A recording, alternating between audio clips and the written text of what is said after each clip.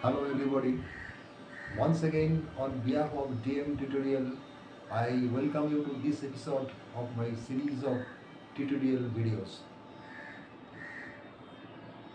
DM tutorial is a platform that provides online classes and tutorial videos for students of a range of subjects. For example, pure economics, financial management, cost and management accounting, financial accounting, and quantitative technique. The videos are made on the basis of carefully reviewed, selected literature, and those are made as lucid and as succinct as possible. It is our honest belief that if you go through these videos, attentively listen these videos, watch carefully the diagrams I am drawing, the calculations I am making, the interpretations I am drawing from my diagrams, graphs, etc. I think, I believe you will be benefited a lot and you'll be able to come out with flying colors in your exams. Okay, so today's topic is contribution and what is the importance of contribution in decision making. Now, this belongs to the subject cost and management accounting. Now, what is contribution? Please sit comfortably with a pen and some papers ready near your hand on your table, and let me sit comfortably. Sorry. Now we'll be discussing what is contribution and what is the importance of contribution in decision making by the management. First of all, let's see what are the factors of production. There are 4 factors of production: land, labor, capital, and entrepreneurship. And all the factors of productions have their respective prices. The price of land, and that includes building too, is rent. The price of capital is interest. The price of employing workers is the wages, and the reward to the entrepreneur is called profit. So ultimately, sales, total revenue or total income of the company, or for that matter any firm, is divided among these 4 factors of production. Okay. Now, all the expenses borne by the firm in producing and selling the product and earning profit are contractual, and profit is called residual income. Okay.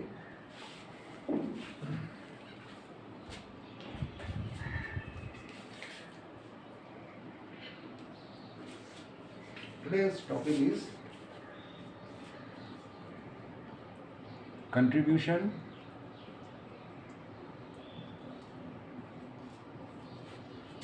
and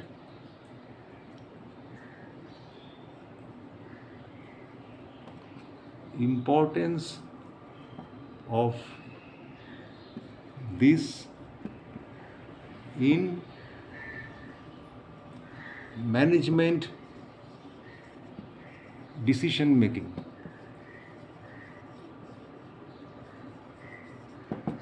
Okay. Now, land, labor, capital, and entrepreneur. Each of these factors of productions has their respective reward. So reward of land is rent, and land includes building too, building factory, etc. The reward of labor is called wages. The reward of capital, that is the return the capital providers are getting, is called interest. And the reward of the entrepreneur is called profit.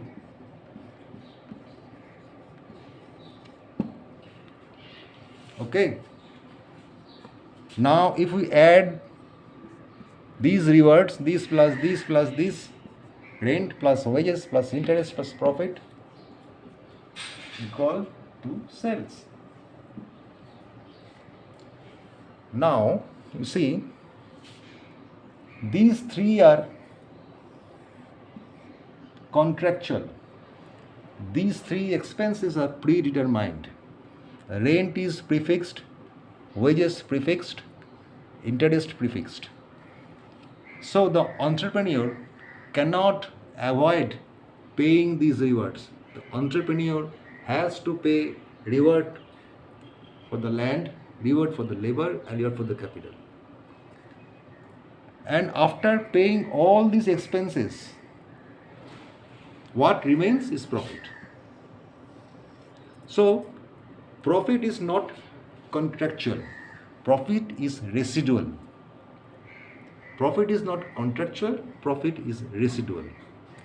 It can be positive or it can be negative. That means positive profit means the company is earning profit, and negative profit means the company is incurring losses. But these cannot be negative. These expenses are always positive. So profit is the residual income and depends upon the efficiency of the management in creating a pool after paying these expenses. Okay. Now you see, as we have discussed in an earlier video, that sales minus variable cost is equal to contribution. Sales minus variable cost is equal to contribution. Contribution to what? Contribution to fixed cost and profit. So we can say contribution is basically a spread between profit and fixed cost. Since fixed expenses are predetermined and don't vary with output, it is all the fixed costs are fixed annually,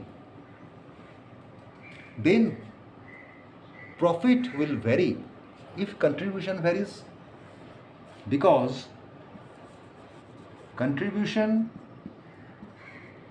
minus fixed cost is equal to profit. Now this is contractual, prefixed. The entrepreneur cannot change this. So this will change if this changes. Profit will change if contribution changes. If the company, if the management can create bigger contribution, then profit will be bigger. If the management is not able to create a big contribution, rather a small contribution, then after recovering the fixed cost, very low amount, less amount will remain as profit. And if the management is unable to even recover the fixed cost, that is, if contribution becomes less than fixed cost, then the firm will incur loss. If contribution is greater than fixed cost, then it will lead to profit. If contribution is less than fixed cost, it will lead to loss. Okay, so in order to increase profit, the entrepreneur has to increase the amount of contribution. Now, since contribution is sales minus variable cost, so the entrepreneur can either reduce this variable cost, he can reduce the variable cost, or he can increase the sales, or he can do both. That means he can increase the sales and reduce the variable cost, thereby creating a bigger contribution margin. So profit will be more because fixed cost is fixed for the year. Okay. So here is the importance of contribution. The management looks at the contribution to plan profit and to make many decisions. So let us see how contribution can be used in decision making. I hope you have got this. So let me erase this one.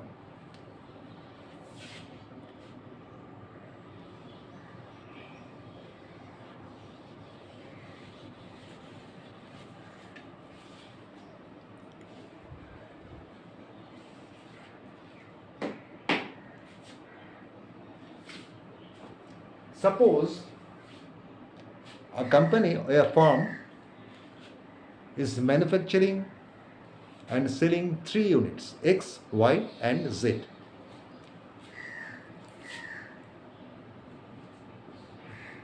Product X, product Y and product Z.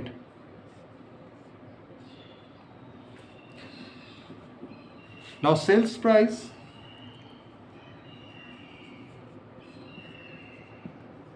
per unit, we are taking the currency as INR, Indian rupee, or you can consider any currency. It can be dollar, it can be pound, it can be euro, it can be yen or anything. Today we are taking INR as the currency. So the sales price per unit, rupees 80, rupees 120 and rupees 140 per unit of product X, product Y and product Z respectively. The variable cost per unit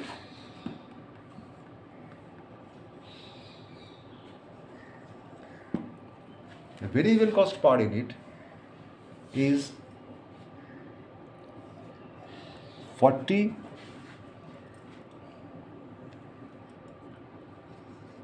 85 and say 80.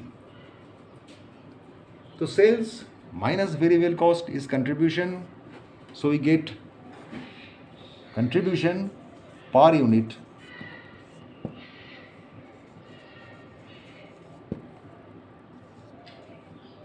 for 40, 35 and 60. So contribution per unit of X is 40, contribution per unit of Y is 35 and contribution per unit of Z is 60. Z is giving highest contribution per unit followed by X, and then Y. So if we rank the products according to their profitability, we'll see if we rank the products ranking. This is 1, this is 2, this is 3. Okay. So long as profitability of a product is concerned,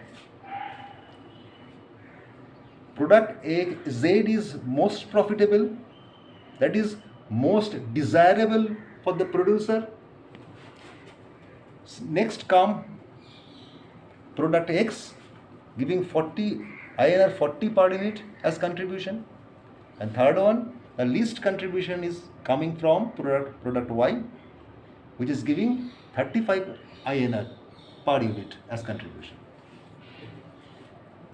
So we can say that product Z is the most profitable product line for the company or for the firm, as the case may be.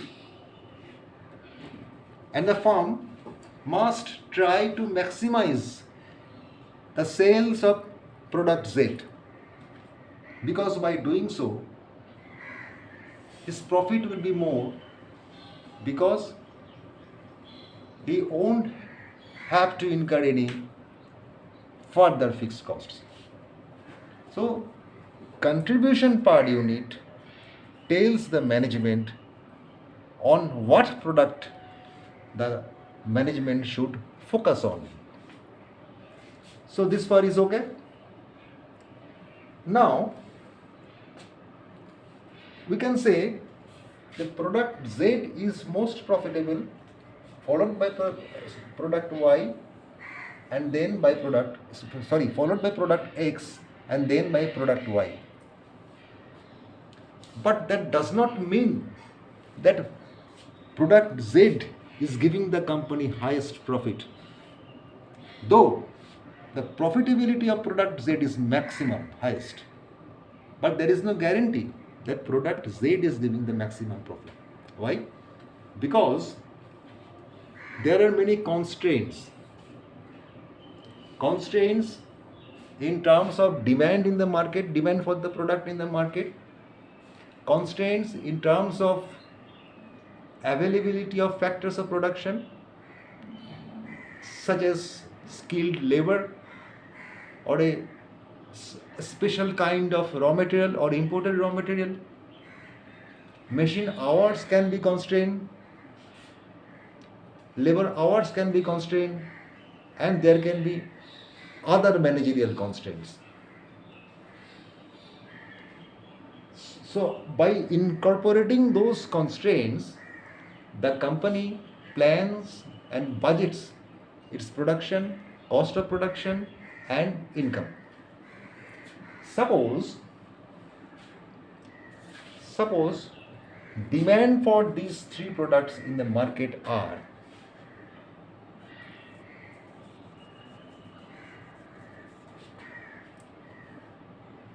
say 5,000 units,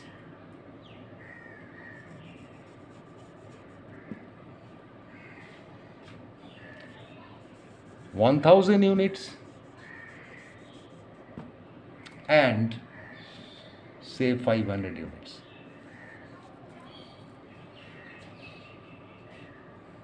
So what is the total contribution the company is earning by selling product Z? If all the demands are met, that means the company is able to sell 5,000 units of X, 1,000 units of Y, and 500 units of Z. That is the maximum demand, and the company is meeting the maximum demand. Then total contribution becomes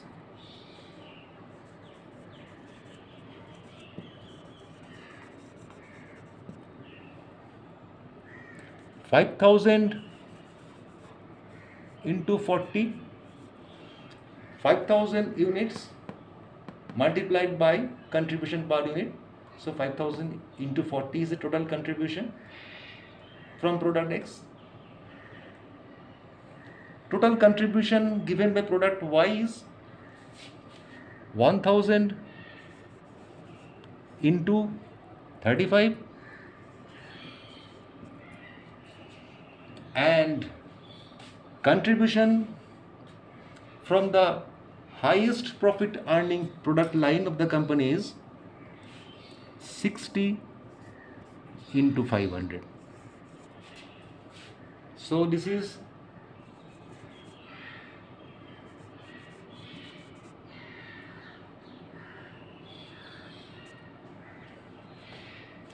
this becomes, and this becomes, you see, the highest profit earning product, that is the highest contribution giving product Z, is giving total contribution of only 30,000, and the product X that gives least contribution is giving total contribution to the company to the amount of 2 lakh. So there is no guarantee that the highest contribution earning product will give the company highest contribution or highest profit, because there are many constraints. Okay, so far I think okay. Now we will see how contribution as a metric of judging profitability can be used in the situation of constraints. So I take liberty to erase it. Okay.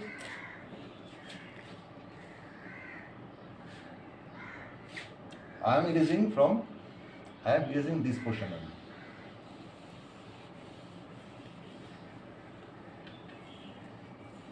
This part till contribution per unit remains as they were. Okay. Now, suppose labor hour is a constraint for the firm. That means the company or the firm is confronted with the scarcity of skilled workers. That's why the total labor hours available to the firm is limited. Now, each of the products, product X, product Y, and product Z, each of the products require certain number of working hours to produce the products. It's quite natural. Suppose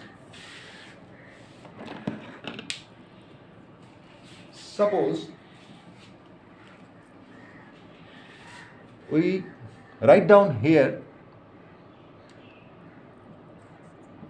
labor hours required. These workers are skilled workers, and their supply is limited. So the firm has a limited number of skilled labor hours. Now suppose product X takes 10 hours to produce 1 unit.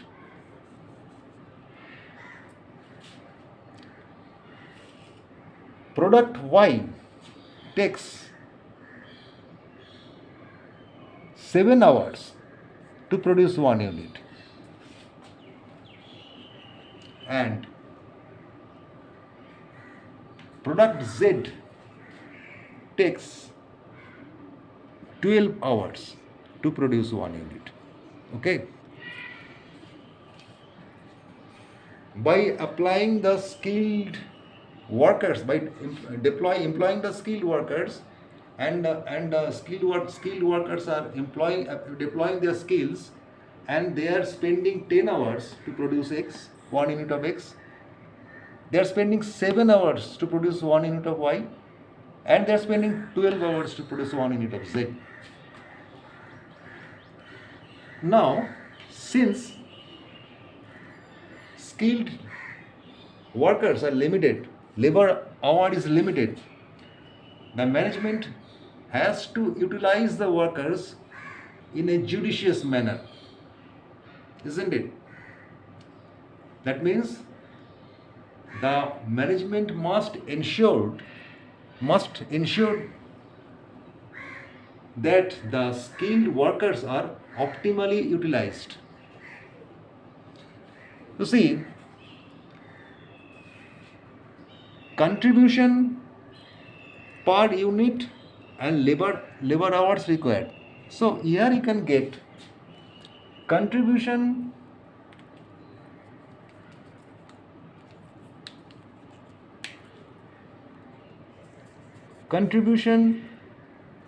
per labor hour. Here you get contribution per labor hour.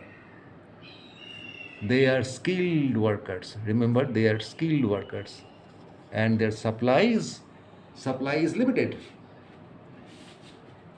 So this is contribution per unit, and 1 unit takes 10 hours. So contribution per hour is 40 by 10.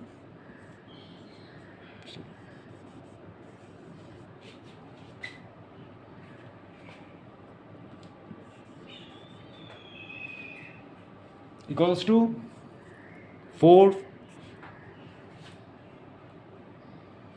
Here it is 35 by 7.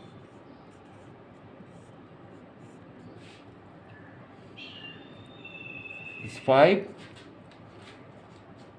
And here it is 60 by 12. That is also 5. So you see, contribution per unit of Z was maximum when we were considering only contribution per unit. Contribution per unit of Z was maximum, followed by X and Y. Y came in third position.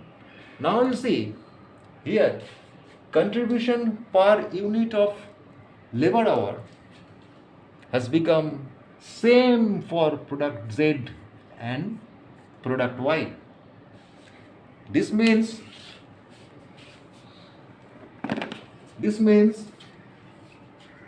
the profitability of per unit of worker, that is per labor hour, which is scarce, is same for Y and Z. The same for Y and Z. Now the question is, and obviously product X has come third. Previously it was second, now it has come third. 5 and 4. And these two, second. These two are similar, so this is second. Now the question is, if contribution per unit of labor hour is same for product Z and product Y, what decision management will take? Which one the management will ultimately produce and sell to maximize their profit? That decision depends upon how much volume of which product the management can sell, the company can sell. The management will try to increase the sales of both the products, and if the management is able to maximize the production of any of these two, the management will be earning maximum profit, because you must keep in mind that fixed cost, fixed cost, fixed costs remain same for all the situations or circumstances.